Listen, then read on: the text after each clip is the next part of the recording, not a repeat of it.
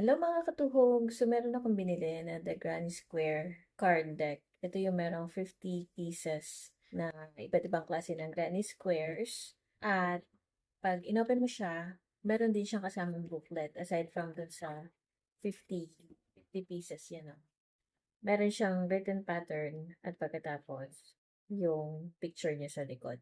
So pwede mo sundan yung color niya kung wala kang idea kung anong color yung ilalagay mo. May flower, iba't ibang designs. Ganda, di ba? Yan.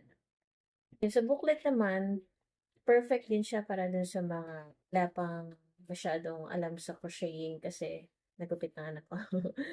Pero ano, nung buo pa siya, makikita mo lahat dito yung mga basics, yung lahat na kailangan mong malaman pagdating sa pagko-crochet, including the basics, yung yarn, kung anong klase ng yarn, ganon.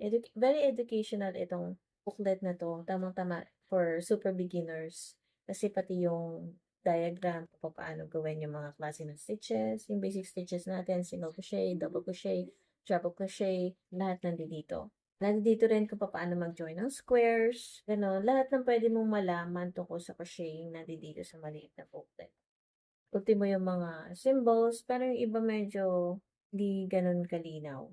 Pero ito na masa-search mo naman online, marami nito sa Pinterest. At ang maganda pa dito, yung mga words niya is readable naman at malinaw yung English instructions. Kaya kahit super beginner, hindi mahihirapang intindihin. Kung ayaw mong gamitin yung itong mga card, pwede mo naman din sundan dito. So, nakalagay lahat dito ng mga, ayan o, mga granny squares na makikita mo rin doon sa mga cards. Yan. So, kung gusto mong ito yung gamitin, pwede na rin. Diba?